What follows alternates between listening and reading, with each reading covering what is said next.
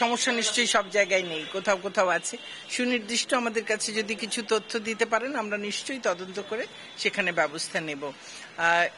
এই ভাতাগুলো একেবারে প্রান্তিক পর্যায়ে যারা একটু পিছিয়ে পড়া জনগোষ্ঠী, যারা বয়স্করা আছেন, যারা বিধবারা আছেন, স্বামী নিগৃহীতা আছেন, তেমন মানুষ যারা সমাজে শক্তিশালী মানুষ নয়, তাদের পাশে দাঁড়ায় সরকার, রাষ্ট্র এই ভাতাগুলোর মাধ্যমে।